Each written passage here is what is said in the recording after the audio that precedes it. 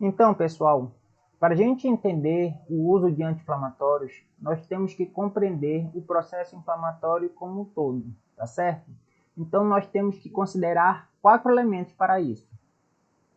Você vai ter a participação das células imunes, você tem que compreender o processo inflamatório como um todo, tá certo? Você tem que entender dos anti-inflamatórios, tá certo? E além disso, você também tem que saber como vai fazer a aplicação prática deles. Os 3 primeiros vão te ajudar nessa aplicação prática, tranquilo? Bom, temos as principais células imunes que participam desse processo. Basicamente, todas elas derivam das células tronco hematopoéticas. No caso do nosso interesse aqui, são os linfócitos B e T. Também temos a participação na inflamação de neutrófilos, monócitos, eosinófilos, basófilos e plaquetas. Cada uma vai participar em um determinado tempo diferente, tranquilo? Bom, mas a gente tem que entender que tanto a imunidade inata quanto a imunidade adaptativa, elas trabalham em conjunto para eliminar o patógeno e promover reparação tecidual quando necessário e possível. Tranquilo? Bom, dito isso, nós temos uma seguinte classificação. Você tem a classificação do tipo aguda e a classificação do tipo, a inflamação do tipo crônica. A diferença é que a inflamação aguda ela vai se desenvolver no decorrer de dias ou até mesmo algumas horas após o evento inflamatório. E qual a função dela? É eliminar o patógeno, tá certo? E promover reparação tecidual, tranquilo? Nesse tipo de resposta, não há formação de memória imunológica, tranquilo? Já na resposta crônica, desenvolve-se a partir de semanas.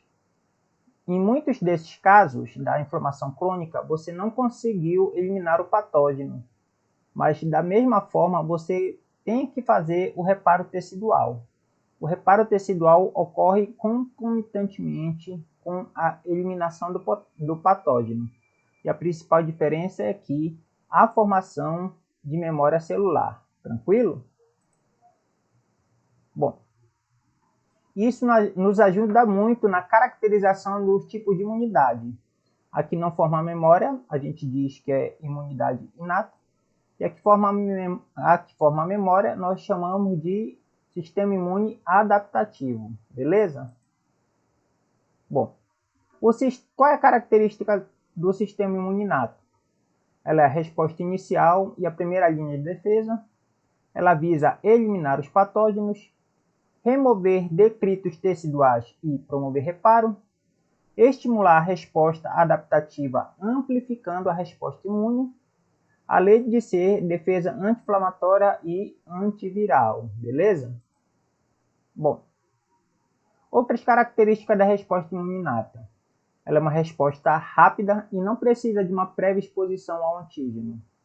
Você tem uma mesma magnitude de resposta, mesmo após uma primeira exposição, não há formação de células de memória e você não tem reação contra as células do seu próprio tecido. Tranquilo? Isso, logicamente, em condições fisiológicas. Bom, aqui é o mecanismo celular e molecular da resposta imune inata. Você tem um processo inflamatório ocorrendo no tecido, tá certo? Com isso, há liberações de debris teciduais e outro tipo de mediadores inflamatórios. Com isso, há uma quimioatração da primeira linha de defesa, tranquilo? E com essa quimioatração, você tem a presença dessas células de defesa. Estas células de defesa vão produzir quimiocinas e citocinas. Estas quimiocinas e citocinas promovidas por essa primeira linha de defesa vai sinalizar para que mais células do sistema imune inato sejam recrutados para o interior daquele processo inflamatório. Tranquilo?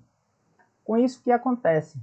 Você tem a expressão de moléculas na luz do vaso sanguíneo para que esses leucócitos que foram recrutados possam se agregar nele de maneira inicialmente mais fraca e depois um pouco mais forte, para que ele comece a rolar e atingir o seu sítio-alvo. Tranquilo?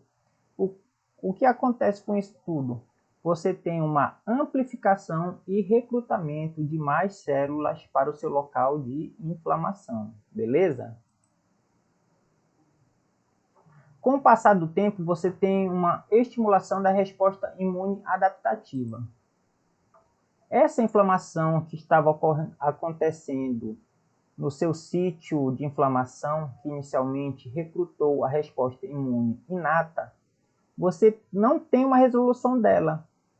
Então, as células que capturam podem ser macrófagos, células dendríticas ou células apresentadoras de antígenos, capturam detritos ou mesmo o elemento todo e vão levar para os linfonodos. Nos linfonodos, essas células apresentadoras de antígeno mostram para células T. Essas células T, elas começam a produzir mais citocinas, amplificando ainda mais a resposta imune. E essas citocinas vão chamar ainda mais células de defesa, tranquilo? Essas células de defesa podem ser o tipo linfócito. Quando você já chama linfócito, você certamente tem a produção de anticorpo, além de chamar também mais células do sistema imune inato. Então, você tem uma amplificação da resposta, chamando células do tipo B, produzindo anticorpo, e a produção de mais o recrutamento de mais células do tipo imune inato. Então você tem uma ampliação, uma amplificação, uma proliferação da resposta imune, tá certo? Passando de uma fase inata para uma fase adaptativa, tranquilo? Bom, com isso você vai ter 5 sinais cardeais da inflamação. Você vai ter a presença de dor no local, tranquilo? Você tem a presença do calor, você tem a presença do rubor, que é a vermelhidão, você tem a presença do edema, que é o inchaço, e todos esses somados vão te levar à perda de função, tranquilo?